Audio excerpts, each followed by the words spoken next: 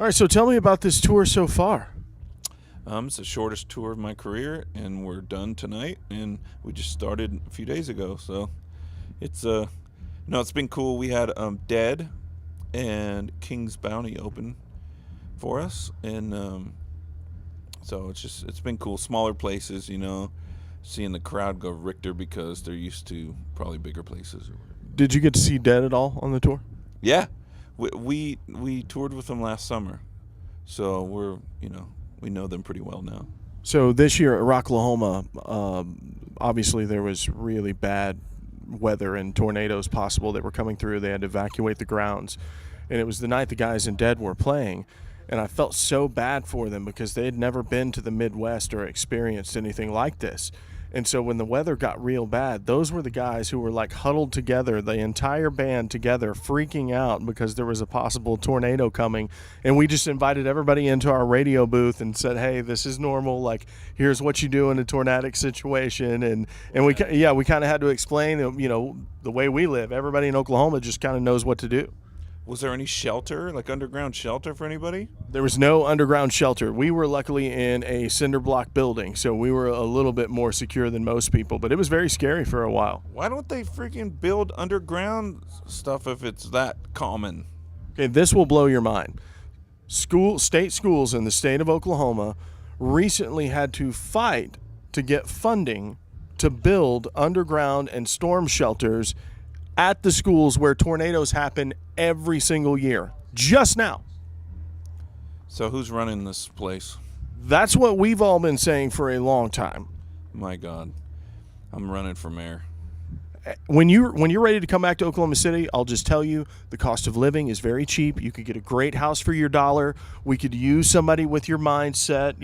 We could make this happen. Oh, let's do it. I'll get funding. I'll win because I'll be like, right. I will get funding right away for the schools and the shelters, the tornado shelters.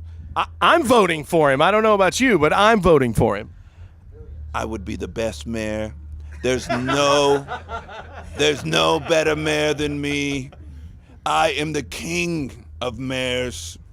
Let's talk about Serenity and Suffering, the 12th studio record. You guys went with Nick Razulence, who's just an amazing producer, has worked with the Foo Fighters and Trivium, and kind of seems like a different style for you guys.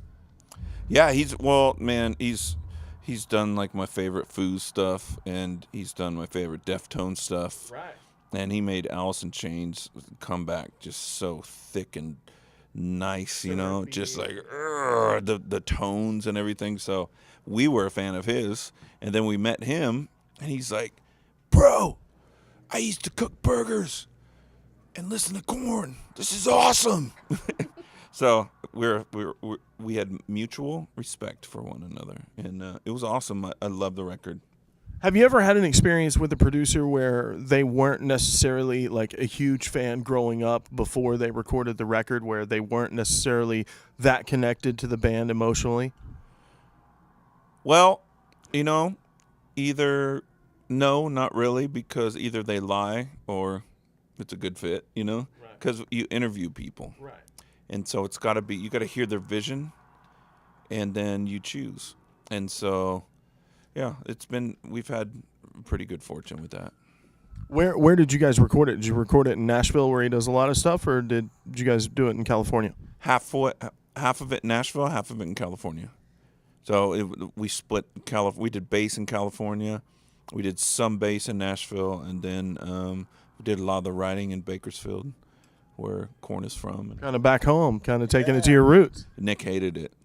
He did? Absolutely, because it's an oil dell, and it's like the meth capital of the U.S. I don't know if it still is, but it's sketchy. And so he's like, dude, it's dark here. And I was like, you know what? Just deal with it. Good stuff comes out. No, we all hated it. I was like, I know I hate it, but Jonathan loves this place. So he was like, it feels like gloomy there, But well, sometimes that brings out creativity.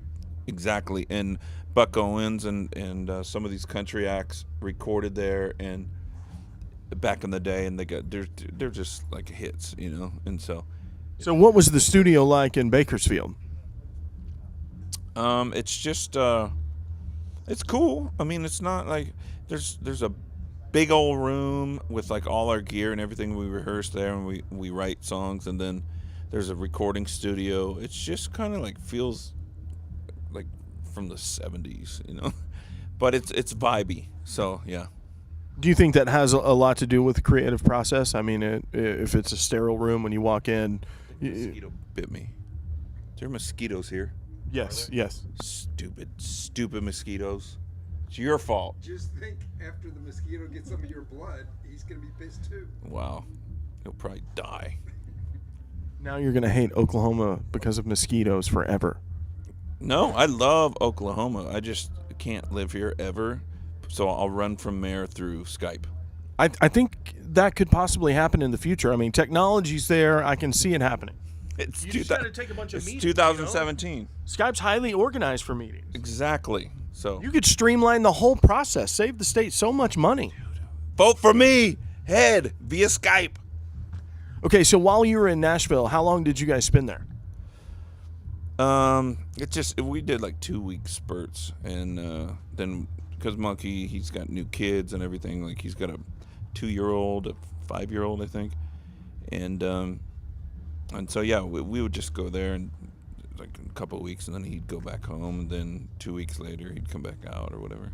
Nashville's one of those cities that just like blows me away because you go downtown and every single bar in the touristy area is the same. You know, they've all got a stage. There's the best musicians you've ever seen in your life sitting there on stage, and they will literally play any song you want for $20. Like just smoking hot players, $20 a holler. They'll play any song you want, and it's that in every single bar from like the moment they open until they close. And then you get outside of that touristy area and you start meeting a lot of the songwriters and the musicians and the producers and stuff like that. And it's a totally different like artist collective. It's like these two different cultures merging together in one. And it's like I feel guilty that I even made a living with, music after watching them. They're just so talented, and like you said, their voices are like stellar, and they just sound so good. They can win The Voice, that show, and American Idol, whatever. And they're just sitting there in these bars, and it's like, man. And you count your blessings when you're someone like me, see that talent out there, and not, just doing it for fun, really. I watched a bass player not miss a note and not even paying attention to anyone in the audience, anybody in his band. He was literally just doing hammer-ons on the notes, and he was texting his buddies on his phone while playing the show and never missed a note. And I was just like, I grabbed his shoulder. I reached over and said, hey, can you like at least act like you care? Because there's a lot of us who would love to be playing music for a living. Right. In any capacity, you know? He's probably over it. He's just like, you know what? I'm just doing this. And, nothing's really broke out, and I'm just over it, So maybe he's had something cool that dropped into his life, and he's really loving it now. Any of the times that you guys have played the zoo amphitheater that stick out? Did you guys get to go over and see the animals at the zoo any of the times you guys have been here? Man, I don't think we've played here in a lot of years. It's been several years. Yeah, I don't think I was here last time they played, because I quit for 8 years. Yeah, the last time you were here, you played at the old 89ers baseball stadium that was by the fairgrounds. Really? Yeah. That was one of the first or second Family Values tours, maybe? Oh. Yeah, that was a long, long time ago. By the way, I'm getting my dreads touched up. Lock Doctor Studio in the house, Texas. Is that what it's called? Yeah. I did it right. You did it right. So, sorry if I look like some prima donna here, but this is my friend, and she's doing my dreads, and it just kind of worked out like this.